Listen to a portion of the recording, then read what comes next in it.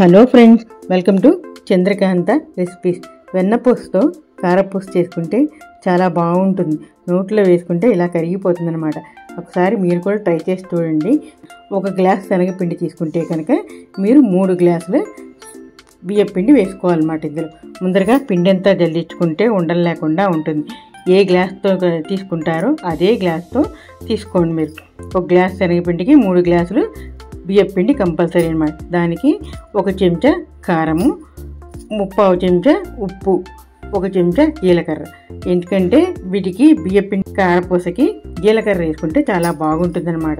ఒక 50 గ్రాముల దాకా వెన్నపూస తీసుకోండి. ఫ్రిడ్జ్లో డైరెక్ట్గా కాకుండా ఇట్లా కొంచెం గట్టిగా ఉన్నట్టుగా ఉండాలి, మరీ కరిగిపోకూడదు అనమాట.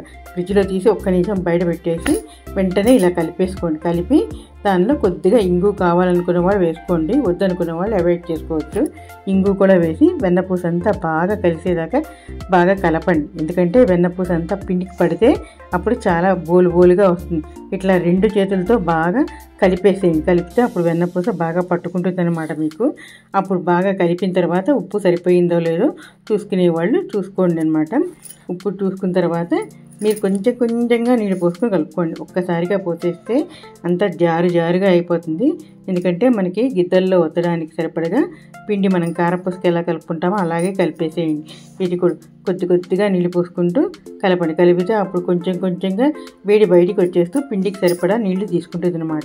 కొంచెంగా ఇలా బోలుగా చేసుకుంటే ఏంటంటే మీకు కరకరగా గట్టిగా రాకుండా మనకి మృదువుగా వస్తాయన్నమాట. కొంచెంగా ఇలా పూసి అంతా కలిపి పక్కన పెట్టుకోండి. మీరు కారపూస చేసేటప్పుడు మటుకు మూత ఎప్పటికప్పుడు పెట్టేసుకుంటూ ఉండాలి. పెట్టుకుంటే అప్పుడు మీకు నోట్లో వేసుకుంటే చక్కగా గుల్ల విచ్చినట్టుగా చాలా బాగా ఉంటాయన్నమాట.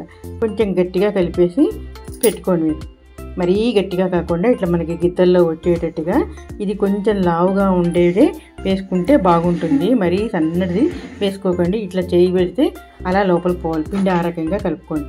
చేసేసిన తర్వాత మూత పెట్టుకొని తర్వాత మీకేంటంటే ఇది ఇట్లా మురుకులు కొట్టడంతో కానీ ఇట్లా 3 ఉన్న దాంతోనైనా చేసుకోండి. కొంచెం లావుది వేసుకుంటే చాలా బాగుంటుంది. తర్వాత గిద్దలకి ఇట్లా నూనె రాసేసి ఒకసారి మీరు పిండి పెట్టేసుకొని నెమ్మదిగా విడిగా వేసుకునేవాళ్ళు విడిగా వేసుకోండి. డైరెక్ట్ నూనెలో వేసుకోగలిగిన వాళ్ళు నూనెలో వేసుకుని అన్నీ కాలిన తర్వాత తెల్లగానే ఉంటాయి. ఎర్రగా వేయించాల్సిన అవసరం లేదు.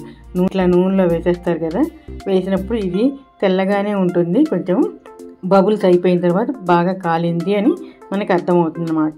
అప్పుడు మనం తీసేసుకోవచ్చు. మెత్తగా ఉంటాయేమో అనే శంక ఏం పెట్టుకోవద్దు మీరు. ఎందుకంటే అలా తెల్లగానే ఉంటాయి. ఇవి రంగు రావు అన్నమాట. ఇవి చాలా ఎర్రగా బాగా మార్చుకుంటేనే రంగు వస్తాయి. కానీ దాదాపుగా ఇవి ఈ రకంగానే ఉంటాయి. మనకి మీరు కారం వేసుకున్నా కూడా ఇలా తెల్లగానే ఉంటాయి అన్నమాట. అందుకని ఈ రకంగా రంగు రాగానే తీసేసుకోండి. తీసుకుని అన్నీ పక్కన పెట్టుకున్న తర్వాత నెమ్మదిగా మీరు ముక్కలు చేసేసుకునే వాళ్ళు ముక్కలు చేసుకోండి. చుట్టలుగా కావాలనుకునే వాళ్ళు చిన్నగా చుట్టలు వేసుకోండి అన్నమాట. ఇట్లా వేసుకుని అన్నీ పక్కన పెట్టుకున్న తర్వాత కొంచెం కరివేపాకు అది వేసుకునే వాళ్ళు వేసుకోండి. ఇలా తింటే కనుక వెన్నపూస కారపూస చాలా బాగుంటుంది. ఒకసారి ట్రై చేసి చూడండి.